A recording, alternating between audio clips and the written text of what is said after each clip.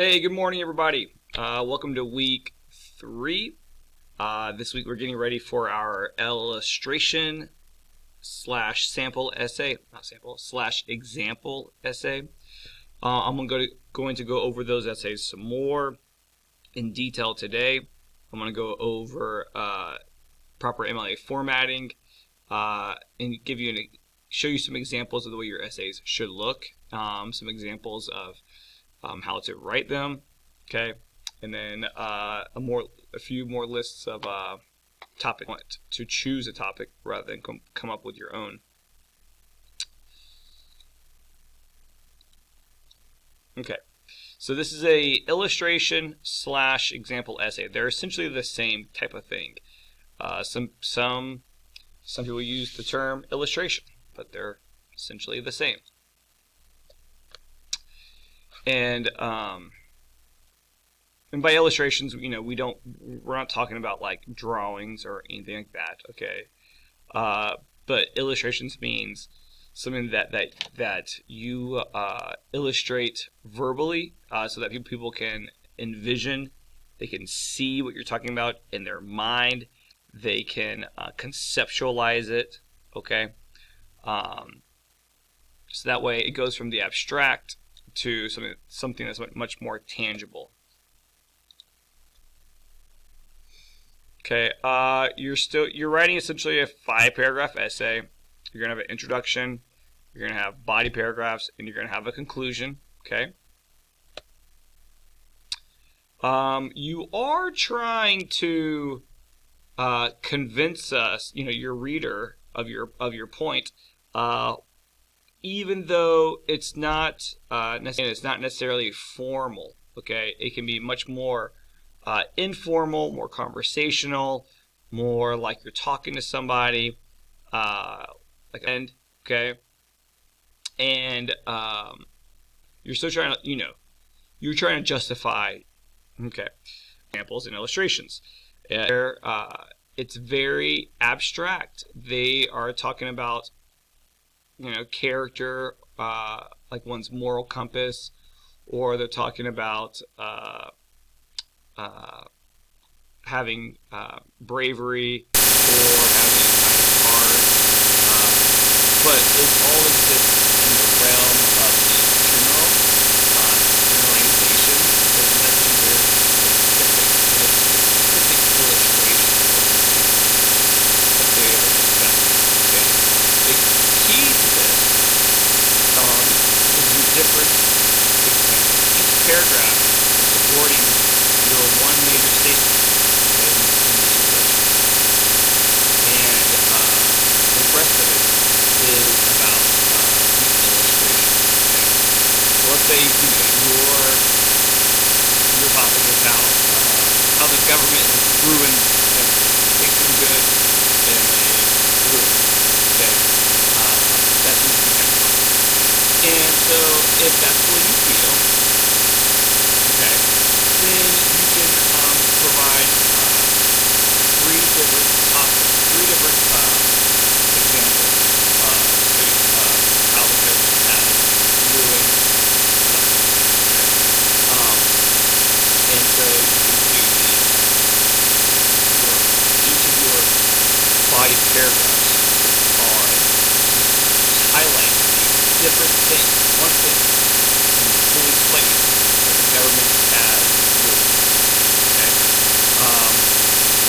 and all three of those are supporting your overall thesis.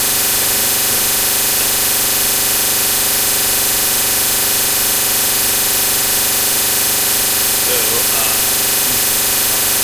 So, first, you need to have very specific examples that you can discuss fully in your paper. Okay, so you have 3 examples, one for each of your body paragraphs, very specifically, not generalized, very specific. Okay. Emphatic order, okay? So like the arrangement of your examples, they don't necessarily need to be chronological because this is not a narrative, okay? They're not spatially arranged because it's not descriptive.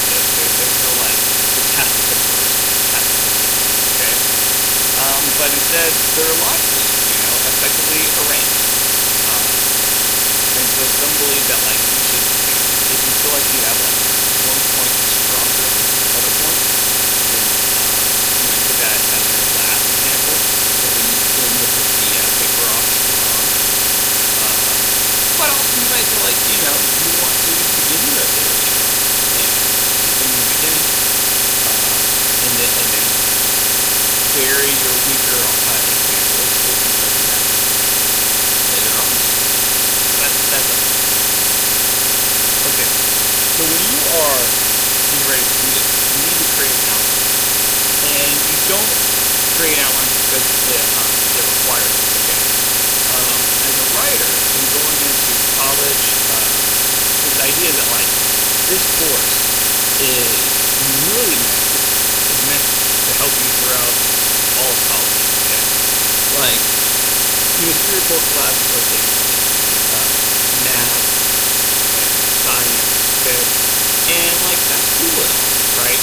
But like if you're not going into a math specific field or a science specific field, those classes aren't really all that beneficial to you. Okay, but like this course, English 101, one of the main functions in this class, well, no, the number one function of this class is to get you to a place where you are ready to write college level essays. And you write college essays in the majority of your classes, regardless of your major. Okay, everyone is going to have to take some science classes. I mean, some social classes, some social science classes in your whether you are an engineering major, even like a biology major, a pre-med major. Okay, you will be taking classes, or you have to take classes, right? And so the things we go over in this class is not just for like English majors, and it's not just a one-time thing. You learn it here and then you forget about it the rest of your college years. It is the things that we cover here will follow you through all of transfer to a 4-year degree, 4-year school, or go to grad school, and then apply to graduate school. All right, there is no escaping this writing class. So, like, and I just want to discuss outline.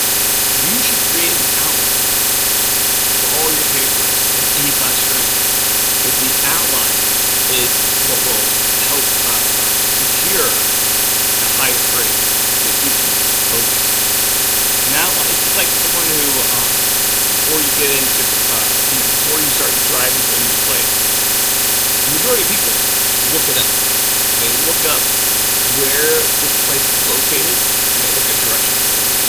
They use their Apple Maps or some other map, GPS app. We used to have our little Garmin GPS device that was in our car. That you could type in the address and it would give you directions. So we had a smartphone, and then with that, we had a big old as a kid. My parents had a big map book. My dad would look at all of the roads that led to, and he would write down the directions of where we were going. I once drove to get my grandparents' car to Minnesota, and my grandfather gave me a directions from Minnesota all the way back down to Georgia, all written on a legal pad that he had written up. He showed me all the roads I should take to a point in time. And so, that was an outline. Now, those directions served as an outline to get me from point A to point B. And so, if I had just left and just kind of like meander my way back home, I might eventually get there, but it would be much longer. It would be a lot more U-turns. It would be a lot more wrong directions. Okay, and so you can write a paper without an outline, but it might not be a direct, straight line to your point, which means that your reader can get lost. Okay, you can start to get off topic, and you start to sort of meander around in the intellectual. You read over that, and your teacher will be able to tell that you're sort of scrambling without a specific direction, and then you understand. So the outline is really important, even if it's not going to be great. Okay, it's one of those things that you just need to do. Okay. So even the way that you should write your outline, very basic. You should have your overall topic. Okay. Your basic topic at the very top. Okay. So you have your main topic at the top. So I did do a lot of things on. I write a lot on legal pads personally. Okay. And so I would have my topic. Let's say racism is still around today. Okay, we'll say that America is not in a post-racist place yet. Okay, so then I would have my reason 1, reason 2, reason 3. All right, and I'll say, okay, well, reason 1, there is still racism found in the economy and jobs. Reason number 2, there's still racism found in policing. 2. Reason number 3, there is still racism in the media. So then I would have to go to my examples. Okay, so reason number 1, I would have my example. Okay, example. There was a study done that was written about in the book Freakonomics, which showed that 2 resumes that were exactly the same. The only difference between the 2 resumes were the names. One resume A had the name of a just a stereotypical sort of white person's kind of name, okay, like John Arnold, kind of nondescript. And then resume number 2, which was the exact same but with different name, had a very traditional, stereotypical black name, something like Tyrell. And so both those were sent out, and the data was collected to see which one received more interviews. And as the book reports, the one with the white sounding name received many, many, many more inquiries than the one that was exactly the same, but it had a name that was associated more with black people. Okay. Reason number 2 could be more of a personal reason. My sister-in-law, who is of Italian and English descent, she is very, I guess you could say Mediterranean looking. She has olive complexion. She has really black hair. And so many people have mistaken her as being a biracial person. And so she was pulled over once for coming back from college, and she returned home. Her car that had been at home while she was away at college, tag was expired. So she went to go get her tag renewed. She got the emissions done, and then she was on her way to the DMV, and she gets pulled over by a cop. The cop first looks at her, next to her, gets behind her, sees the car the tag's expired, pulls her over, and even though she tells him, I was away at college, I'm now taking care of it today, here's my emissions, I got it done right now, he still gives her a ticket. And then when she looks at her ticket, under ethnicity, he is marked black. Okay? So, something about it, of him looking at her, and then deciding, oh, well, she looks black, so something must be wrong. Getting behind her, seeing that her tag was expired, that motivated him for some reason to then pull her over. Okay, and then reason number 3 with the media. There is a book called The New Jim Crow, and in it talks about cities where that have a very similar proportional amount of black and white persons are in jail, a similar number. The news will still report 70% more stories on arrested black individuals, even though the prison statistics for that area are almost 50-50, or might have even more white people in them. Okay, but the media is reporting mostly on black people who have been arrested. Okay, so those are my 3 examples. So I would write those down on my outline sheet first, and then I'll begin writing my introduction. Okay, and so you begin first with what some might refer to as a hook. Okay, you might begin with a quote or a generalization or a question or some stats. Okay, to kind of get the reader's attention, and then you start to narrow your discussion to more hit on your focus. Okay, so the middle part of your introduction is narrowing down to what it is that you're going to discuss more specifically, and then finally you end with your thesis. Okay, it can be much more light. Like the Rolling Stones are my favorite band because of their insightful lyrics, their driving rhythms, and their awesome live shows. Okay, or it can be a little heavier, like systemic racism. Okay, so you decide what it is that you want to write about. It could be about a job. This job is the best job for me because it meets all 3 of my needs.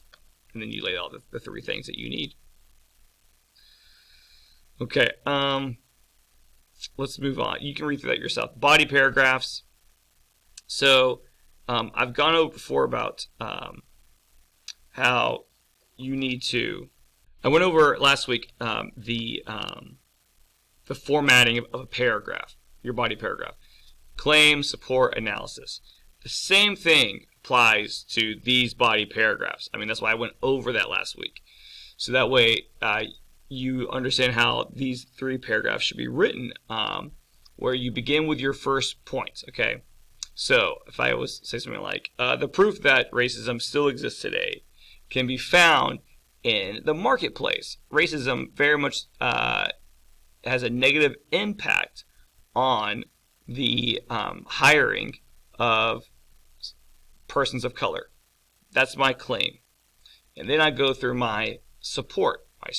Which is where I would summarize that study that I told you about with the experiment with the resumes being sent out and then tracking how many get called back. Then I would analyze that and explain how my example proves my claim. Okay, using my own explanation. So you would do that 3 times, 3 different paragraphs. Every paragraph you have a claim, you have your support, and then you have your analysis. Your claim is the statement you're trying to make. The support is the illustration that you're using to prove your point. And then you analyze that and you explain. 50% of your body paragraph, each one, is explaining how the support proves your point, your claim. Okay? So you do that 3 different times. Body paragraph 1, body paragraph 2, body paragraph 3. You got to make sure that you are explaining and analyzing your point. And then we get to the conclusion. Okay? The conclusion, it's a lot like the introduction, but it's backwards. Okay?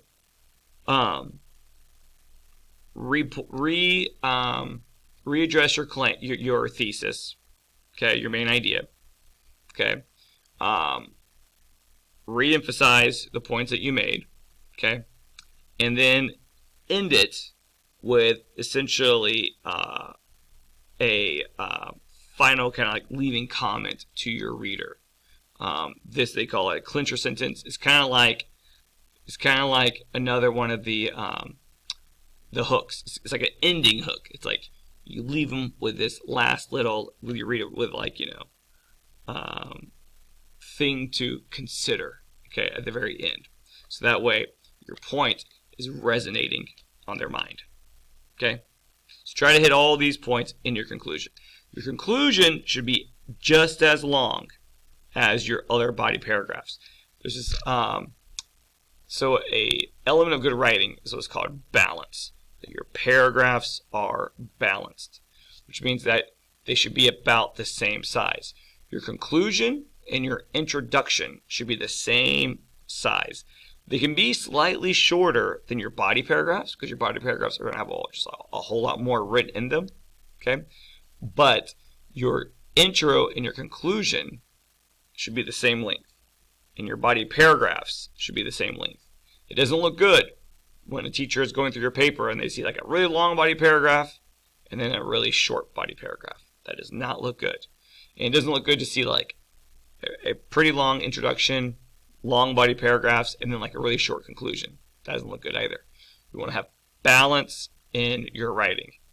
Introduction and conclusion, those are similar paragraphs. Okay? So they should be similar in length, and they should be similar in what you're talking about. And then the body paragraphs should be longer, but they should all be about the same length. And they should have the same structure: claim, support, analysis. Each one of them should have claim in the very beginning. They should have evidence, which is your support, your illustrations, and then they should have a chunk of analysis for each of them. Okay? It's called balance. So I'm not going to go through all these. You can talk. You can, if you're having a hard time trying to figure out what it is that you want to write about. Okay, you can go through these. Like why buy a Saturn? Actually, mine.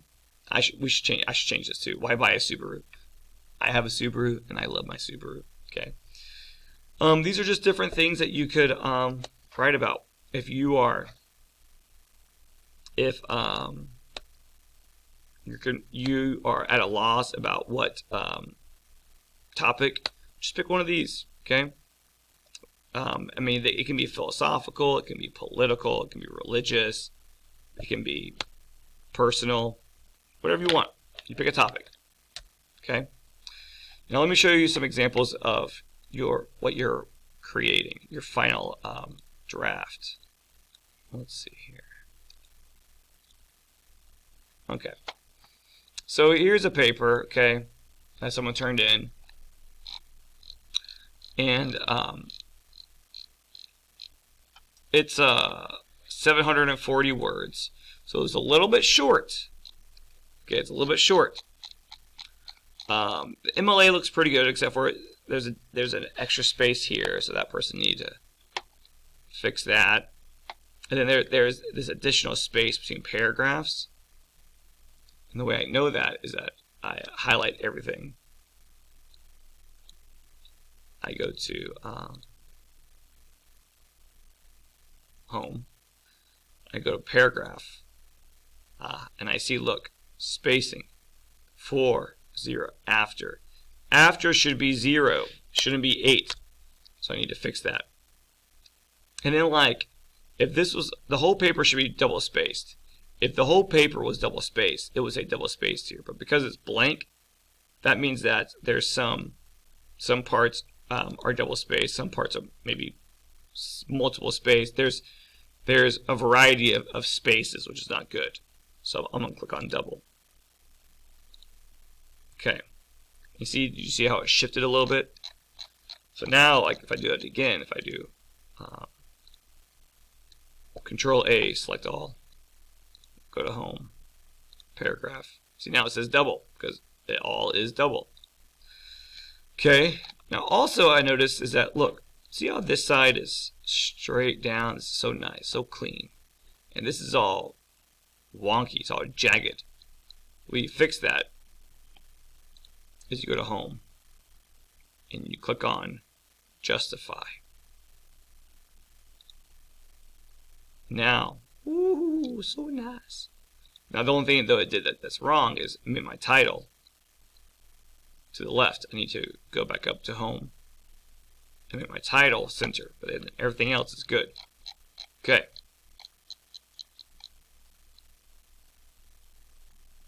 All right, so this person's paper is about how the internet divides people instead of connecting them by media racial bias, lessening communication skills and respect for one another, and taking away physical and social engagement. This is this person's thesis, okay? So then our first sentence, media racial bias. And that connects to here, media racial bias. So they explain what media racial bias is. And then we have, for example, social media headlines are portraying only half or a small portion of a hot topic, causing instant racial division among social media users. On Instagram, a popular news platform recently showed Jacob Blake, that was shot 7 times in the back by the police, had a knife in his car. The media demonized him in this situation when he was clearly not threatening anyone's life. Okay? While at the same time sharing that the Kenosha shooter, Kyle Rittenhouse, who killed 2 protesters, was recently cleaning graffiti off streets. Okay, so then this right here is the example. And then we have these posts were instantly shared. News platforms like this one demonize minority victims. This causes instant racial bias comments. Okay, this right here is the analysis. Okay, explain why this is a problem. So then, this right here, lessening communication. Let's do this different color. This should be what our next body paragraph is about. Another way that the internet divides people instead of connecting them is lessening people's ability to effectively communicate with each other in person. Okay, that right there is referring to this point. Okay. For example, now you don't always have to begin with for example. Okay, but this person does. A person that has always communicated with a company online may not know how to effectively communicate over the phone. Different tones, levels of respect. One's comments or questions can be very easily be taken out of context through social media. Okay, so see, this is a weak. This is a weak example because it's more hypothetical. Okay. For example, kids are among the same platforms as adults and use it. Are amongst the same platforms as adults and use it for the same reasons, such as bullying. Okay, still, this right here is a weak example, okay, because it's not, it's very general, okay. So when I grade this, I told this person that they, this is good because we have Jacob Blake, we have the media, we have Instagram, this is very specific.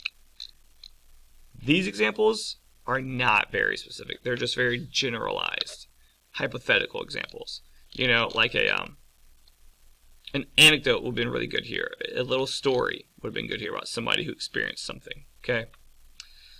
So then we have the internet has taken away physical and social engagement in our communities.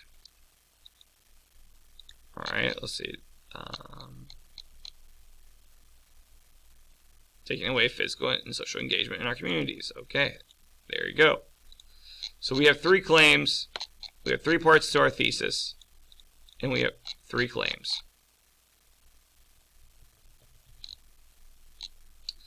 So there are so many popular online reading platforms such as Audible and Google Books. Instead of going to a public library or joining local book clubs, millions of people are using the internet to read books. Okay, and this is about Black Friday. So, I mean, oops. Yeah.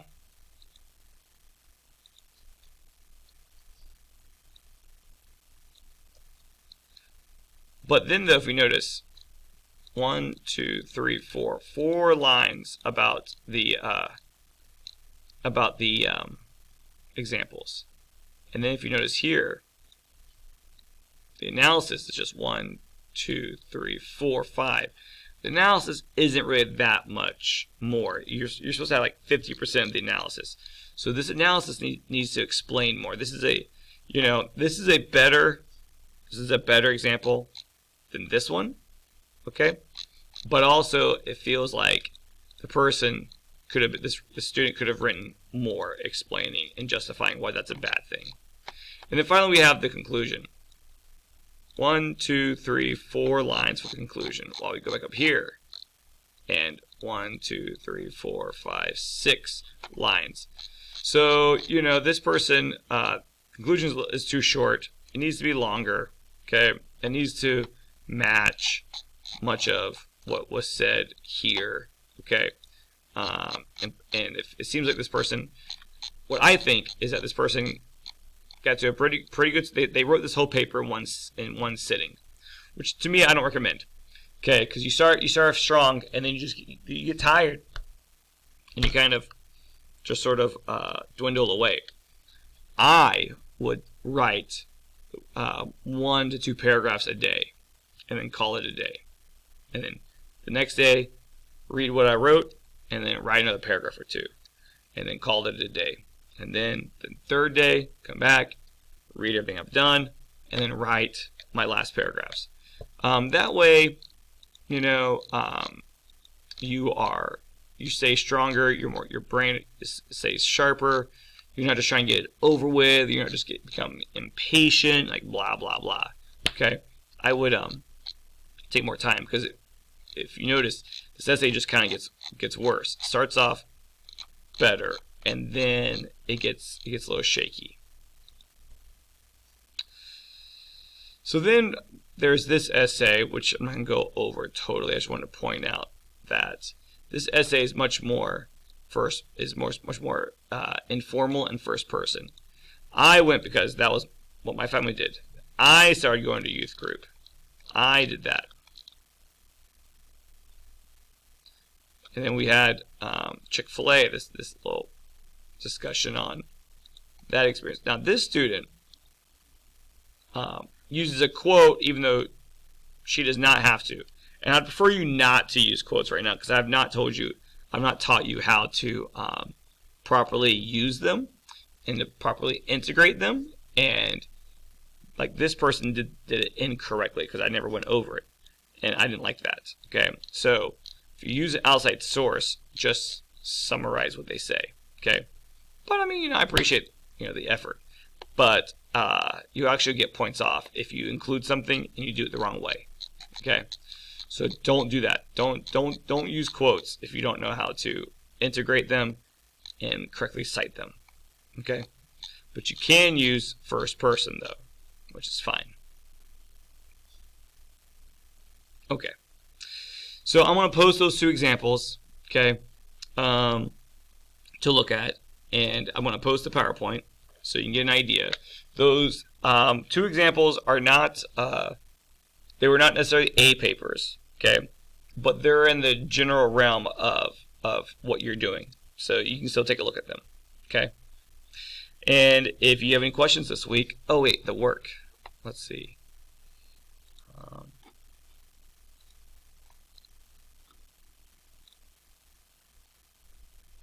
So for this week, 1101, okay, you got to complete all the grammar quizzes, submit first draft of the essay to the community discussion board.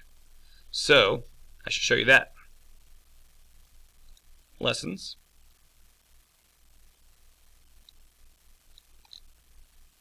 So grammar.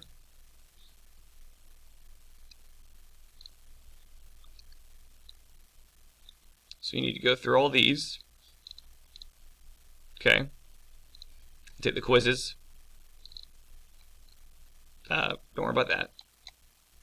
Just do the syntax, verbs, and pronouns and punctuation quiz. So work on those. You can start writing your essay.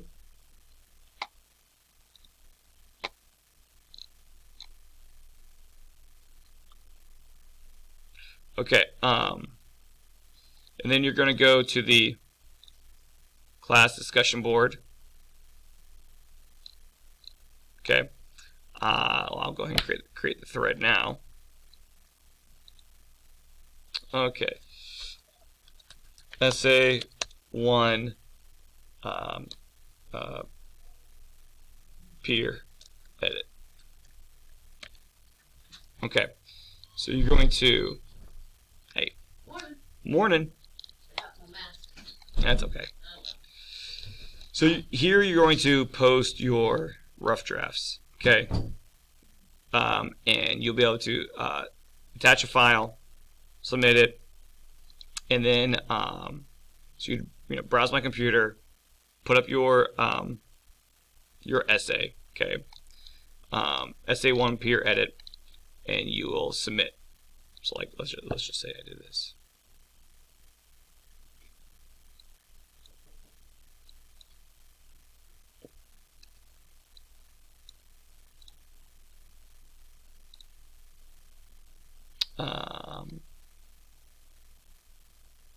Oh, that's the wrong class. Let's see.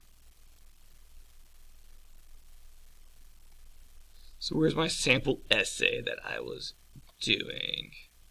All right, let's say, well, I'll just put this sample essay up. Okay. Okay. So essay 1 peer edit. So what you'll do is when people put their essay up, okay. Oh yeah, next week I'll go over how to then edit someone's paper. Okay, so your job is to just post it. Post your essay. Have essay 1 peer edit is your title. Then we'll all be able to see your name. Okay, and then that's it. That's your goal for this week. Okay, so you are completing all the grammar lessons, and then you are writing your illustration essay. Okay, so like if I were you, since you have 5 paragraphs to write, and you have, let's see, syntax, verbs, pronouns, punctuation quiz, 4 quizzes. I would do a syntax quiz and then write my introduction. And then I would do it on like today. And then Tuesday I would just do the verbs quiz, and then I'd write my second body paragraph. And then Wednesday I would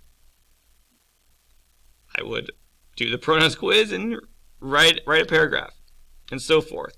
And then finish it, and then post it all.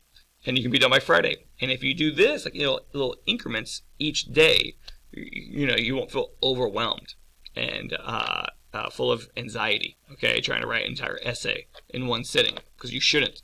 And you won't feel overwhelmed by trying to take 5 quizzes in one sitting, because you shouldn't. The point of an online class is that you delegate the time out based upon your schedule. So that's what you should do. Okay? All right. If y'all have any questions, send me an email, and I will be around. Peace out.